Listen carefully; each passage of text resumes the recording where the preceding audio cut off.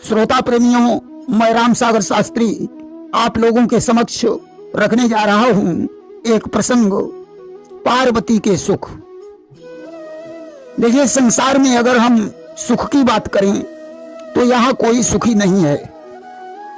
किरंक कहे धनवान सुखी, धनवान कहे सुख राजा को भारी, और राजा कहे महाराजा सुखी, महाराजा कहे सुख इंद्र को भारी, और इंद्र कहे ब्रह्मा जी सुखी, और ब्रह्मा कहे सुख विष्णु को भारी, और सुख मंजुल नाही मिलो मन को, संतोष बिना सब लोग दुखारी।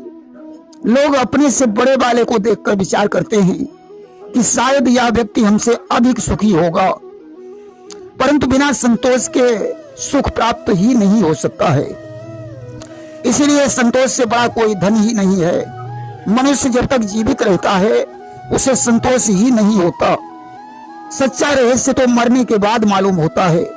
एक कवि ने लिख दिया कि जीवन गुजर गया तो जीने का ढंग आया, जीवन गुजर गया तो जीने का ढंग आया, जब सम्मा बुझ गई तो महफिल में रंग आया, गाड़ी निकल गई तो घर से चला मुसाफिर, मायूस हाथ मलता वापस बेरंग आया, जीवन गुजर गया तो जीने का ढंग आया।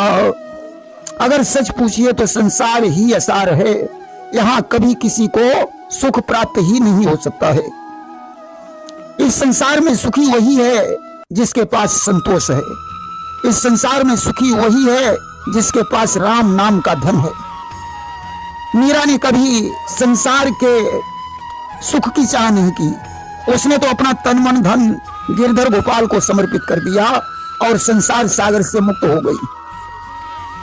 देखिए, एक बार की बात है, देवर्षि नारद हाथ में वीणा लिए हुए हर गुणगान करते हुए हिमालय के भवन में पहुंच गए कि एक बार नारद ऋषि राई, और हिमगिरि भवन पहुंचे जाई।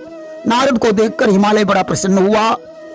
उसने उनके चरणों का प्रक्षालन करके बैठने के लिए सुंदर आसन दिया कि शैल राज बड़े आदर कीना, पग पखारी बरु आसन दीना।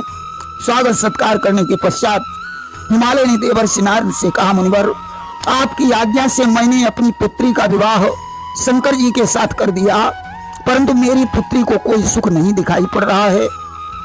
ब्रह्मा जी को देखता हूं तो उनके पास ब्रह्मलोक है, सुंदर हंस की सवारी है। भगवान विष्णु को जब देखता हूं तो उनके पास वैकुंठ लोक है, सुंदर गरुण का वाहन है। कि वास करें वैकुंठ लोक में विष्णु सुदर्शन धारी, अति सुंदर है भवन साथ में सोहे गरुण सवारी। राजा इंद्र के पास इंद्रलोक है, इन सुंदर एरावत हाथी है। यहाँ तक कि समस्त देवताओं के पास सुंदर सुंदर महल हैं, परंतु मेरी पुत्री के कर्म में कैलाश पर्वत ही लिखा है कि सब देवन के भवन सुवासा, और बाके कर्म यही कैलासा। इसलिए जब हम पुत्री के दुख पर विचार करते हैं तो रातों में नींद नहीं आती है। मुनिवर, मेरी पुत्री सभी देवियों की अपेक्षा दुखी है।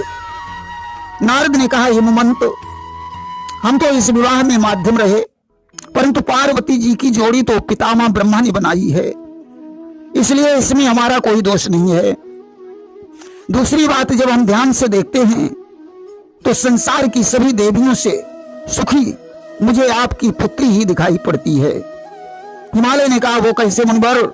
नारद ने कहा, सुनो, जिसके भवन में हमेशा प्रकाश रहता हो उस घर में रहने वाला कैसे दुखी हो सकता है? भोलेनाथ के मस्तक पर चंद्रमा है जो हमेशा प्रकाश देता है। दीपक जलाने की जरूरत नहीं पड़ती, शाम को सभी देवियों को दीपक जलाना पड़ता है, परंतु आपकी पुत्री को दीपक जलाने की आवश्यकता नहीं पड़ती है। हर समय चंद्रमा का प्रकाश रहता है। सभी देवियों को पानी भरने की जरूरत पड़ती है। भोलेनाथ की जटाओं में गंगा बहती है, हर घड़ी पानी उपलब्ध है। सभी देवियों के पास कोई सुरक्षा गार्ड नहीं है। इधर भगवान शंकर के पास नंदी जैसा पहरेदार है जो रात में पहरा देता है, और किसी माई के लाल की हिम्मत नहीं जो रात में कैलाश पर्वत पर अपना पांव रखे। सभी देवियों के पास सवारी है। लक्ष्मी जी गरुड़ पर बैठकर चलती हैं, सरस्वती जी हंस पर बैठकर चलती हैं, तो पार्वती के पास नंदी जैसा वाहन है जो किस सवारी से कम है। नंदी कोई ऐसी वैसी गाय का पुत्र नहीं, कामधेनु गाय का पुत्र है। और इतना ही नहीं, हिमवंत सभी देवताओं की पत्नियों को अपने अपने पतियों के वस्त्र साफ करने पड़ते हैं, परंतु आपकी पुत्री को कभी कोई वस्त्र साफ नहीं करना पड़ता है, कारण भगवान शंकर वस्त्र पहनते ही नहीं। इसके अलावा सभी देवियों के यहाँ मेहमान बराबर आते जाते रहते हैं। उनकी आओ भगत में बेचारी अन्य देवियां बड़ी परेशान रहती हैं, परंतु आपकी पुत्री के यहाँ कोई नाते रिश्तेदार भी नहीं आता, क्योंकि भगवान शंकर तो प्रलयंकर देव हैं। उनकी नातेदारी तो मुर्दों से है। मुर्दे बेचारे कुछ खाते पीते ही नहीं, तो आपकी पुत्री को उनकी सेवा भी नहीं करनी पड़ती। और आप अपनी पुत्री को कितना सुखी देखना चाहते हैं। इतना ही नहीं, इंद्र के पास वज्र है, भगवान विष्णु के पास सुदर्शन चक्र है, तो हमारे भोलेनाथ के पास त्रिशूल है। आज नारद के वचनों को सुनकर हिमालय की आंखें खुल गईं। उसने कहा, देवर्षि, अभी तक तो मैं ये सोचता रहा कि मेरी पुत्री ही संसार में सबसे अधिक दुखी है, परंतु आज मुझे मालूम हो गया कि मेरी पुत्री से अधिक सुखी संसार में कोई स्त्री नहीं होगी। आज हिमालय ने नारद को प्रणाम किया। नारद हरि गुणगान करते हुए वहां से प्रस्थान करते हैं। प्रेम से बोलिए वृंदावन बिहारी लाल की जय।